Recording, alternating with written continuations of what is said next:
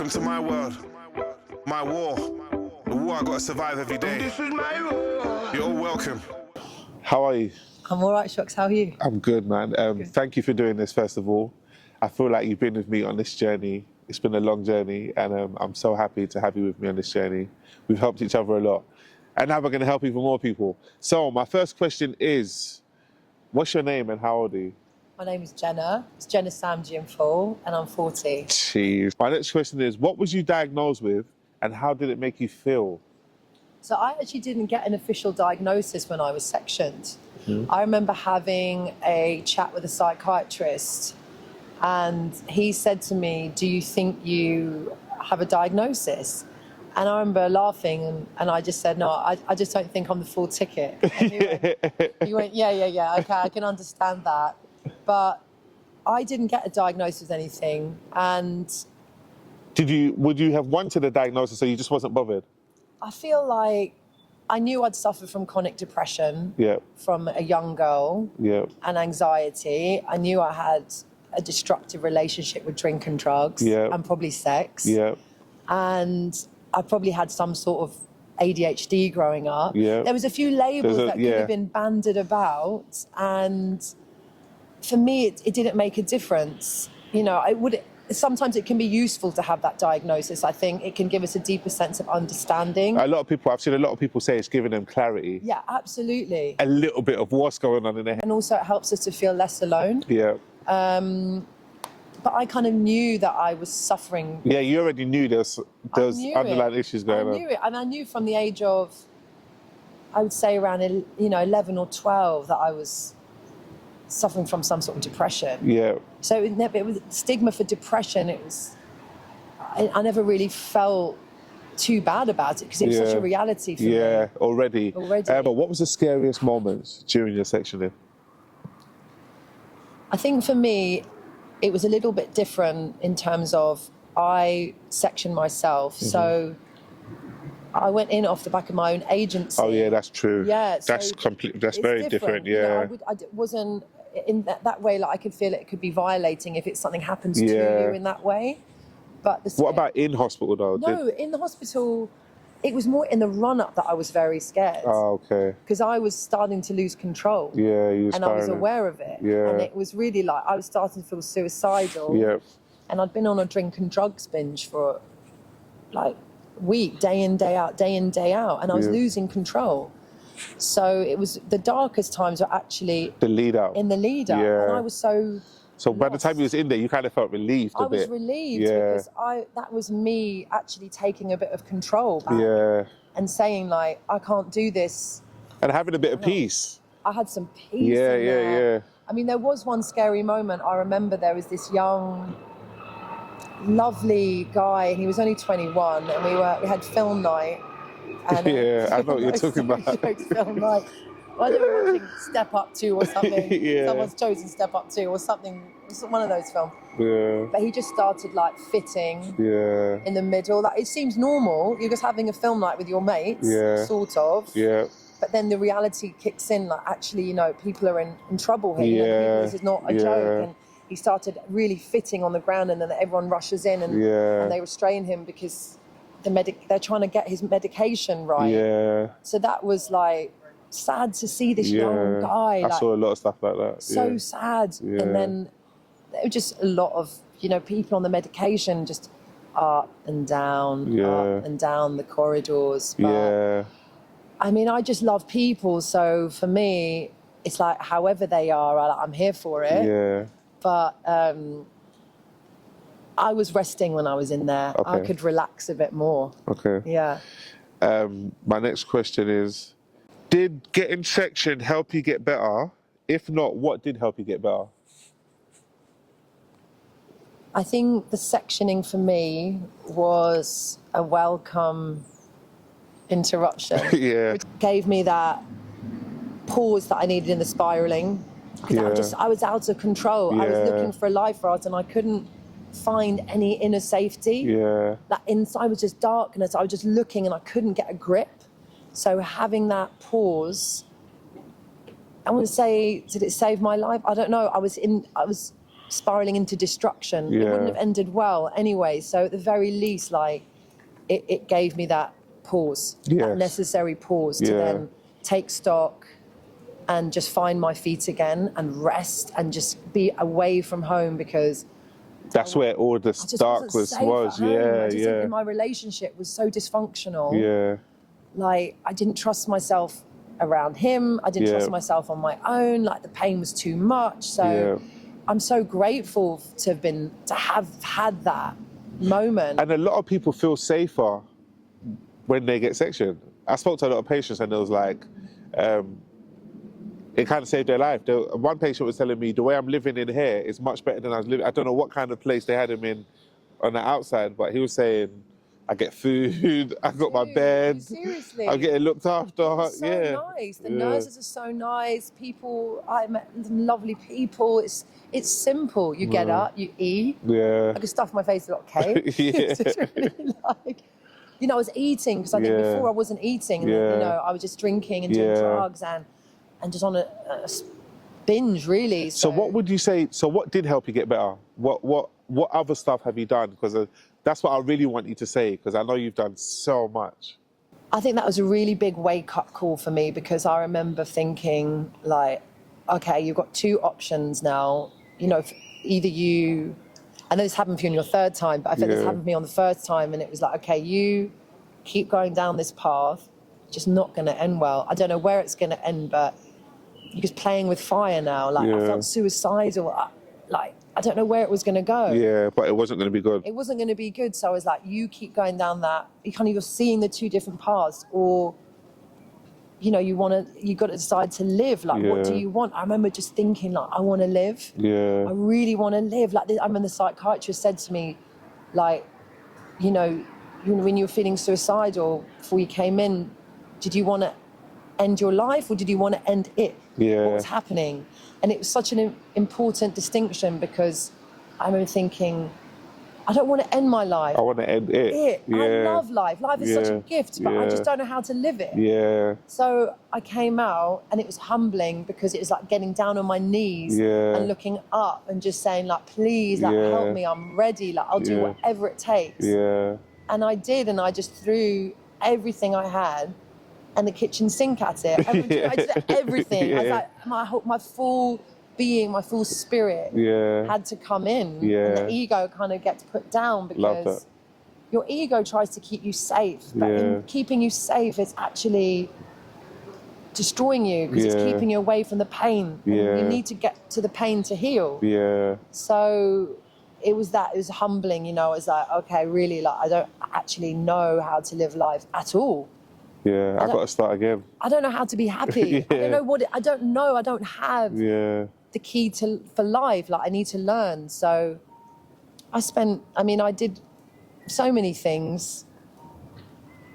I feel like, you know, it's not the one thing, it's not the modality as such, although I did do 3 years of body psychotherapy, and that really, I did some very deep healing then. Yeah. But I really had to learn to be vulnerable. For sure. Which I was awful at. That's step one.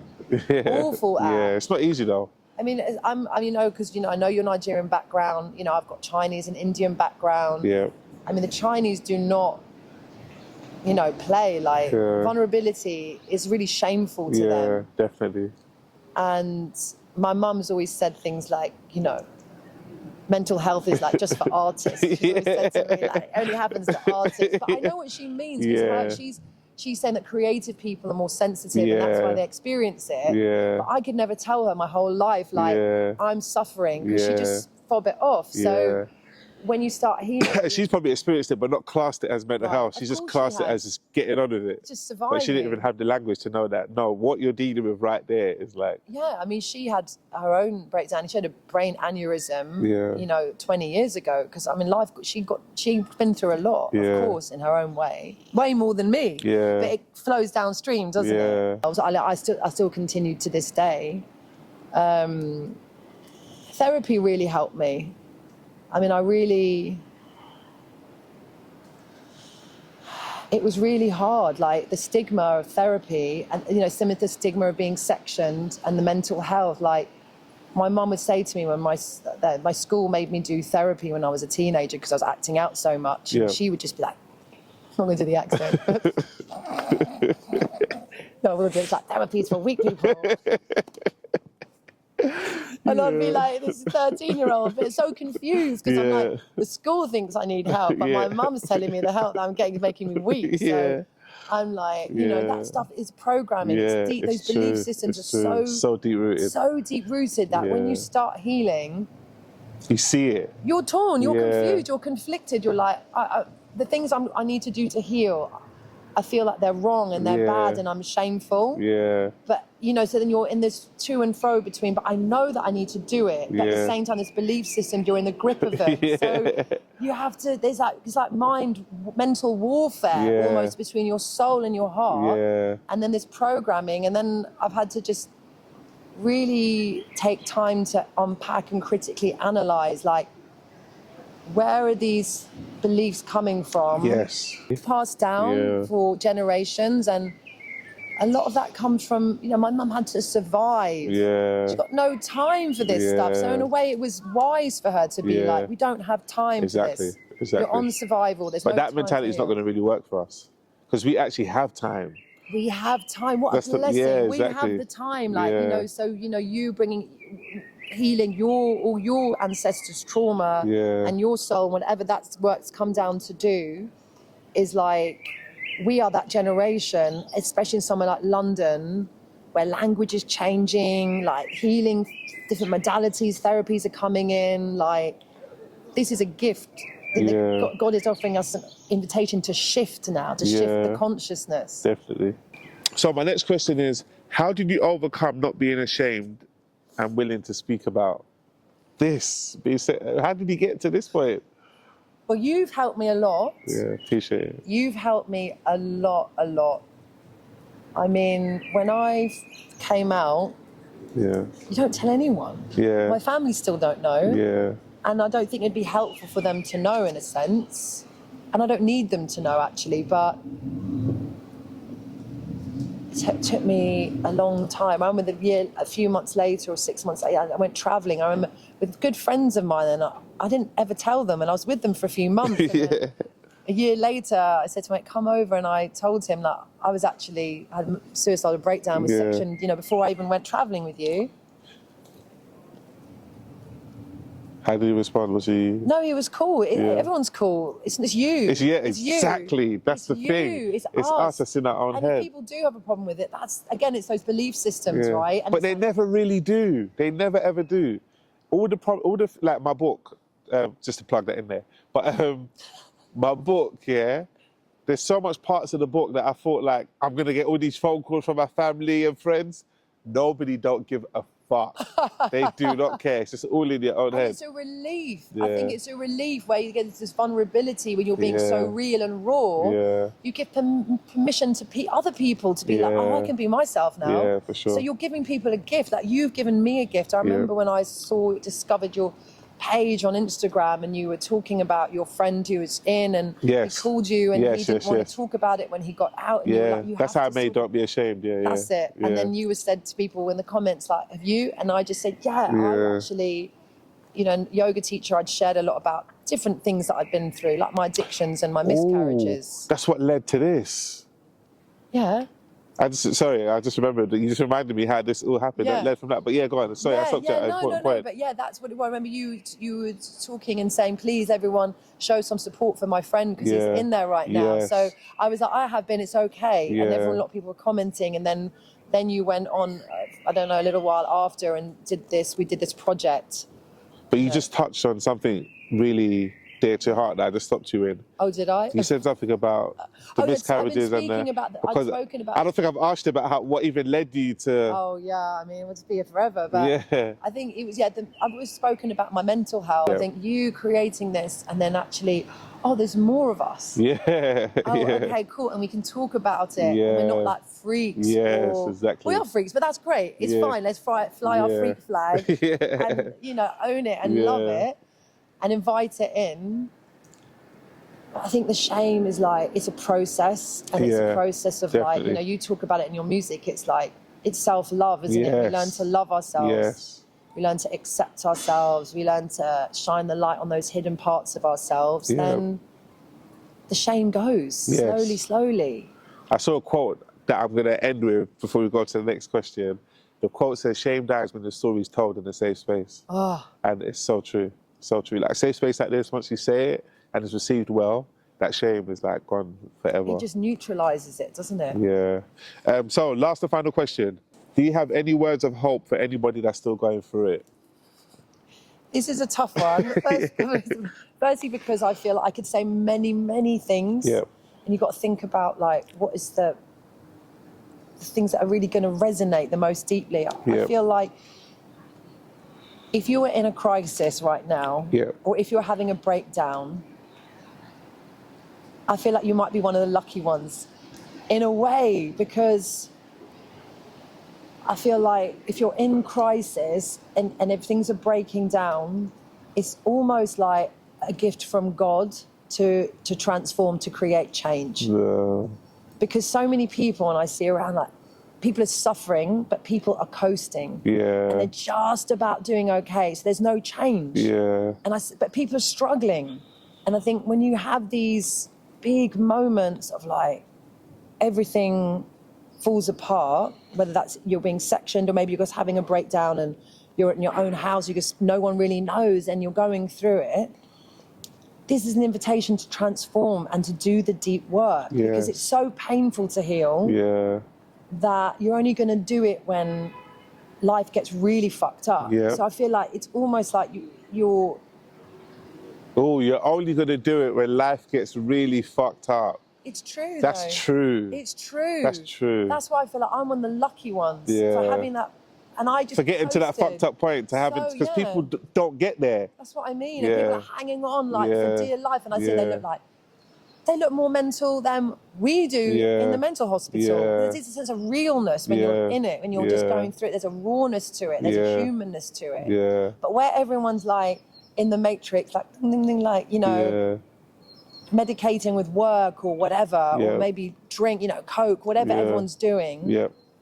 It's like when things really get fucked up, you know, that's when you're like, okay, it makes sense to do the work then, because it's so painful, but staying the same is going to be more painful in that moment.